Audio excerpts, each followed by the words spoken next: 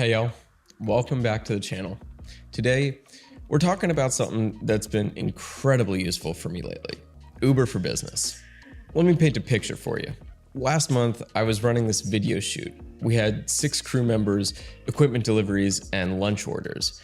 And by day's end, I had receipts all over my pocket, multiple apps open, and a headache just from trying to keep it all straight. Sound familiar? You know this feeling. You're trying to book rides, order lunch, send out materials for work, and somehow it turns into this whole complicated mess. You end up drowning in receipts, and you're jumping between different apps, and you're wondering why such simple tasks eat up half your workday. I've been there far too many times, and more than I'd like to admit.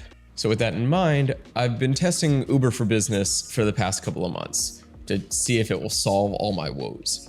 I'm going to walk you through what it is, how it actually works in real life, and whether it's worth your time and money. So let's dive in. Uber for Business is basically the grown-up version of the regular Uber app we all know. It launched back in 2014, and since then, it's evolved into this all-in-one platform that handles rides, handles meal delivery, and even package logistics for your entire team. It's pretty impressive how many different types of companies use it. Over 170,000 businesses worldwide. Like my buddy Jason, he runs this small marketing agency. It's got like 8 employees, but he swears by it for client meetings. And my cousin, he works at this massive tech company, and they use it to coordinate airport pickups for their international visitors. The whole point is to take all that transportation and delivery chaos and put it in a single place where you can actually manage it without losing your mind. The setup is pretty straightforward. Your company creates an Uber for Business account, which gives you access to their central dashboard. And from there, whoever's in charge can schedule rides and order meals or send packages while keeping track of who's spending what. What I found genuinely useful was setting up spending limits. Last summer, we had an intern, bless his heart. He somehow managed to order $94 worth of sushi on the company card. With the system, I can set meal limits and avoid those awkward conversations. The platform connects with expense tools like SAP Concur and Expensify, which means no more chasing people down for receipts. And everything syncs automatically. You can even track CO2 emissions if your company has sustainability goals. Real world scenario here. Last week, I needed to get equipment moved between our main office and a client location across town. Instead of wasting half my day just on logistics, I scheduled a pickup through the dashboard, set the addresses, and got back to work. The driver showed up on time, everything arrived safely, and the receipt was already categorized in our system. Now let's talk about what it actually costs, because that's where these business tools usually get you. Good news, there is no subscription fee for the basic Uber for Business platform. You only pay for what you use. So if you're just ordering the occasional team lunch or airport pickup, you're not wasting money on some fancy subscription. As far as expense versus savings, let me give you the rundown from my last quarter. We spent about $840 on team transportation and meals. Without Uber for Business, that would be around 4 to 5 hours a week just on coordination. At even a modest $25 an hour, that's like $1,300 in time saved. They do offer this thing called Uber One as an optional add-on, which gives you perks like 0 delivery fees and cashback on rides.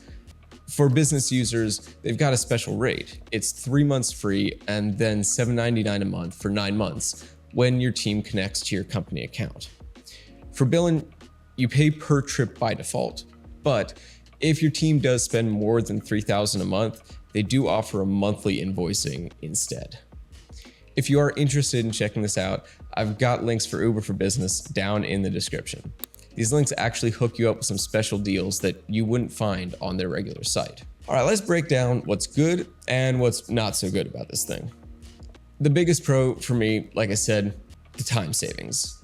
My assistant, Kelly, she used to spend hours every week organizing travel and meals, and now she handles it all in minutes through the dashboard, and it frees her up to work on projects that actually matter to my company. And the role-based access is another thing that I really appreciate. My finance team can see the expense data they need without getting bogged down in trip details, while our office manager can schedule rides without seeing sensitive budget information. And it also integrates really well with our existing tools. We've connected it with our expense system so everything flows right into our monthly reports without any extra work. And the sustainability tracking is a nice bonus. We've actually reduced our transportation emissions by like 15% since we started using it, almost entirely because it's so much easier to coordinate shared rides. Now, of course, it's not all perfect. When I first logged into the dashboard, I felt a bit overwhelmed. It's not complicated once you get used to it, but there is definitely a learning curve. The most annoying thing for me has been switching between personal and business accounts in the app. I use Uber personally all the time, and toggling back and forth between profiles is way clunkier than it needs to be. Like last month, I accidentally ordered food to the office on my personal account 3 separate times. Not good. And some team members might resist adopting yet another work app, especially if they're already comfortable with the systems that they use. I had to bribe my production manager with coffee just to get him to try it. And another limitation is the reporting. While basic expense tracking works just fine, you can't create anything custom inside the platform. For complex reports, you'll need to export the data to some other tool. And of course, there is the elephant in the room, Uber's reputation. Now, they've made significant improvements in how they treat drivers as of late, but some companies, I totally understand, might still have concerns about their history. It's something to consider if your business is particularly focused on ethical partnerships. Let's break down who'd benefit most from this thing, because it's not a one-size-fits-all solution. If you're running a creative business like a production company or design studio, this is a no-brainer. You're constantly moving people and equipment and dealing with chaotic logistics. For service businesses that send staff to client locations like consultants or IT support, it's super valuable. You can schedule rides without the awkwardness of expense reimbursements. Retail and hospitality folks can use it to coordinate deliveries, staff transportation, or even offer rides as a premium service to VIP customers. The sweet spot seems to be businesses with 5 to 50 people. Any smaller, and you might not have enough activity to justify all the setup. If you're looking at alternatives, the big one here is Lyft for Business. It's the main competitor, but there are some pretty big differences.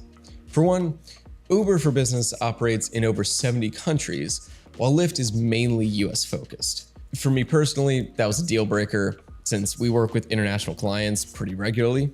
Uber also just simply offers more services. It's not just rides, they add the meals and the package delivery, and it's all in one. Lyft is primarily focused on rides. They do have limited food options, but it's only in certain markets. And in terms of features, Uber just wins this. It has more robust admin controls, better policy customization, and more comprehensive reporting. The CO2 tracking is also this nice add-on that Lyft just doesn't offer at all. I will say, if you're in healthcare and need patient transport, specifically in the US, Lyft might actually be the better choice. But for most other business uses, Uber's platform is just more versatile. Here's the deal. Uber for Business ain't just for big corporations with fancy expense accounts. It's actually really practical for smaller teams as well. And after using it for a few months, I can say it's genuinely saved us time and reduced the headaches that come with coordinating all this stuff. The dashboard puts everything in one place. The expense integration eliminates receipt chaos, and the ability to set policies helps keep spending under control. For smaller businesses, it's perfect if you're regularly coordinating client meetings or equipment transport. The time savings alone makes it worthwhile. For mid-sized companies, the policy controls become even more valuable. You can actually enforce your expense policies instead of just hoping people follow them. Now, is it perfect? No, of course not. Nothing is. The interface takes some getting used to, and the app switching thing, it's just a pain. But the benefits have far outweighed those minor frustrations for us. I've included my links for Uber for Business down in the description below. Using these links gives you special discounts and helps support the channel at the same time. Now I want to know, what has your experience been with business travel and meal coordination? Drop a comment below, because I'm especially curious to see if any of y'all have found good ways to streamline these processes. Thanks for watching, and I'll see you in the next one.